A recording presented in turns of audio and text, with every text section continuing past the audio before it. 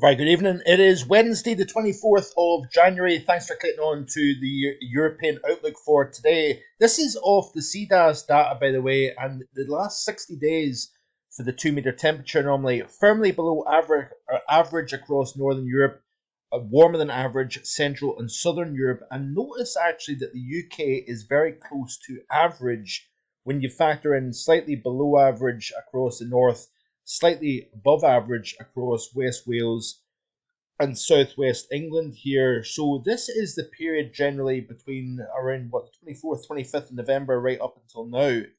Rather interesting to see that actually for the overall winter so far, and that is factoring in the cold spell of mid-January and also early December, and as well as that we had the largely warmer than average December, warm start, warm end to January 2024.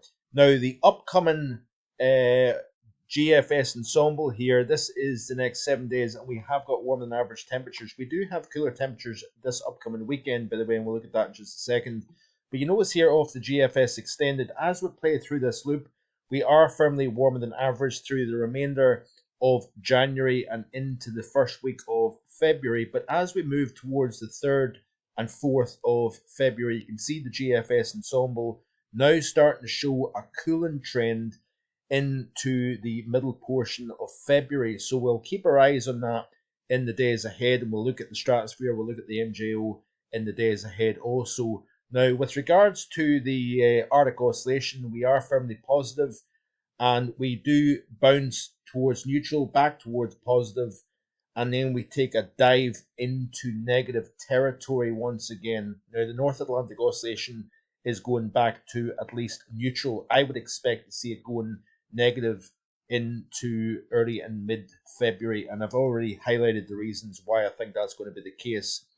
But let's have a look and see what is going on with regards to the weather this through the rest of this week and into the weekend. This is a little bit of an abbreviated global weather, not global weather report, European Outlook, sorry, for today. It's been a bit of a hectic day, afternoon, and I'm kind of rushing out to work. So, like I say, this is a little bit of a short-lived video. By the way, if you're enjoying the content here on marfoganweather.com and YouTube, be sure to like, share, and hit that subscribe button.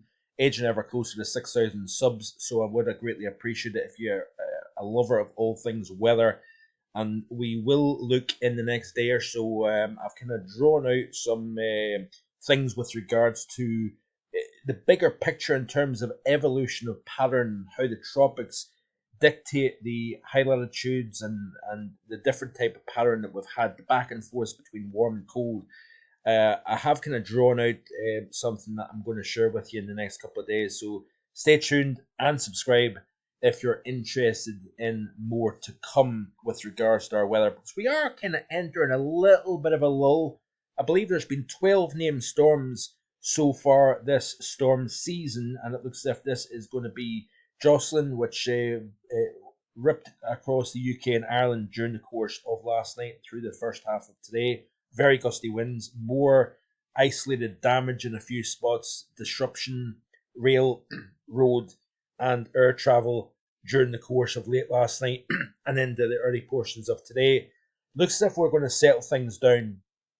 Higher pressure in the means, albeit we're still going to have systems riding around the top of that high and bringing disturbed weather across, particularly the northern half of the UK. But it looks as if we are going to end the month of January on a drier than average note, especially across England and Wales.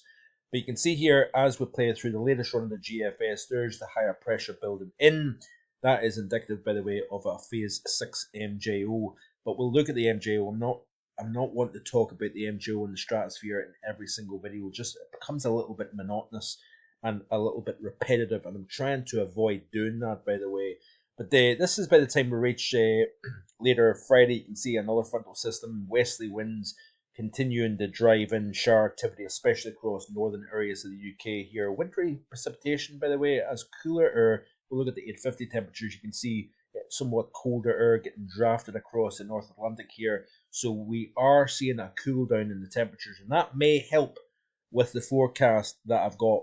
Cooler and drier than average January. I'm hoping that we can end the month on a slightly below average note. But back to the overview chart of the GFS, you can see here how the higher pressure kind of tries to exert its presence from the south, deflecting any weather systems more towards the northwest of the British Isles, generally higher and drier across more southern areas of the British Isles and Ireland here.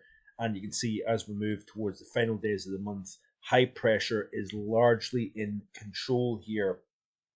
And then the question mark is what happens later down the road. We'll look at that in more detail in the days ahead. So it looks like we are going to see the rest of January without another named storm. It has been a pretty wild situation, actually, really, hasn't it? The cold spell last week, heavy snowfall across the north, some bitterly cold nights, especially without any snow-covered ground. Then not one but two named storms back to back.